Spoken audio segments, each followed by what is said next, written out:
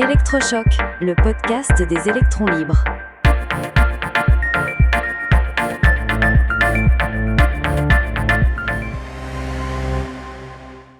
Le Venezuela, un avertissement pour la France. Aujourd'hui, nous allons plonger dans l'histoire économique et politique d'un pays qui a tout eu et qui a pourtant connu une descente aux enfers. C'est une histoire fascinante et pleine d'enseignements. On a souvent l'image d'un pays en crise, mais on oublie qu'il y a un siècle, le Venezuela était une terre de promesses.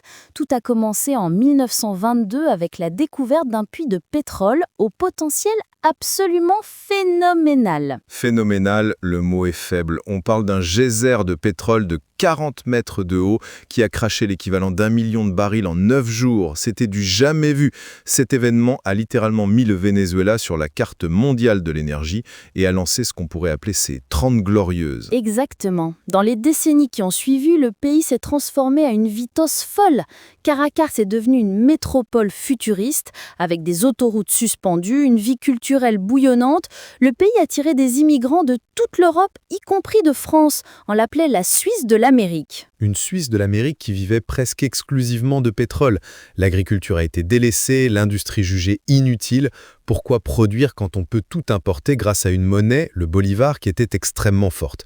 C'est le début de ce qu'on appelle le paradoxe de l'abondance. Et ce paradoxe a atteint son paroxysme avec le premier choc pétrolier de 1973. Pour le Venezuela, ce n'était pas un choc, c'était une bénédiction. Les revenus de l'État sont multipliés par 4 du jour au lendemain. Le pays ne nageait plus dans l'argent, il se noyait dedans. C'est à ce moment-là qu'un homme, Carlos Andrés Pérez, arrive au pouvoir. Il promet la justice sociale et nationalise l'industrie pétrolière avec l'idée que le pétrole appartient au peuple. Sur le papier, l'intention est louable. Oui, mais la mise en œuvre a été catastrophique. On a assisté à une hausse généralisée des salaires imposés par la loi, les licenciements sont devenus quasiment impossibles et l'État s'est mis à embaucher des centaines de milliers de fonctionnaires, parfois pour des postes absurdes comme des ascensoristes dont le seul travail était d'appuyer sur le bouton pour vous. On a aussi fixé les prix des aliments très bas en subventionnant massivement les producteurs. Le message envoyé à la population était double, l'argent est gratuit et la consommation est le moteur de tout. La valeur du travail a complètement disparu, personne ne cherchait plus à être compétitif. Et le plus fou dans cette histoire, c'est que malgré cette manne pétrolière historique, le pays s'est endetté comme jamais. En 6 ans, la dette a été multipliée par 9. Le Venezuela était un milliardaire qui vivait au-dessus de ses moyens. C'est presque un exploit. Un exploit qui ne pouvait pas durer. Quand les prix du pétrole ont commencé à baisser, la réalité a frappé. En 1983, c'est le vendredi noir. La monnaie s'effondre et là, au lieu d'affronter le problème, les gouvernements successifs vont inventer des rustines de plus en plus complexes et dangereuses. La pire de toutes étant le Recadi. C'était un système de taux de change multiples. Pour faire simple, l'État vendait des dollars à un prix très bas aux entreprises qui disaient vouloir importer des produits de première nécessité, comme de la nourriture ou des médicaments. Sauf que c'est devenu la plus grande machine à corruption d'Amérique du Sud. Il suffisait de créer une fausse société, de demander des dollars au taux préférentiel pour une importation fictive, puis de revendre ces mêmes dollars au marché noir 3 ou 4 fois plus cher. Le bénéfice était instantané et sans risque. Et tout le monde y trouvait son compte à court terme. Les élites s'enrichissaient massivement, la classe moyenne pouvait voyager à bas prix et les plus pauvres avaient encore accès à des produits subventionnés. Mais en coulisses, l'économie réelle, l'agriculture, l'industrie, tout ça disparaissait. Le pays pompait directement dans ses réserves pour maintenir l'illusion. L'illusion a volé en éclats à la fin des années 80. Le pays était en faillite. Carlos Andrés Pérez, le même homme qu'en 1974, est revenu au pouvoir en promettant le retour du grand Venezuela, sans jamais parler des difficultés.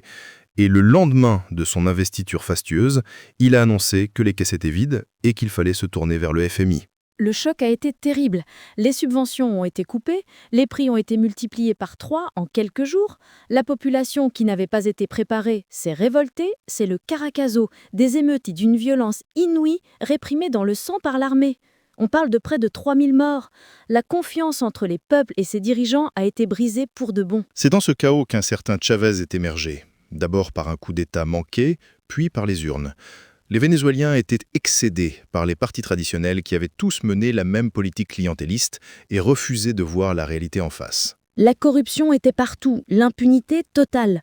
Quand une commission d'enquête a été lancée sur le scandale du Recadi, elle a désigné un seul bouc émissaire, un homme d'affaires chinois. aucun politique n'a été inquiété.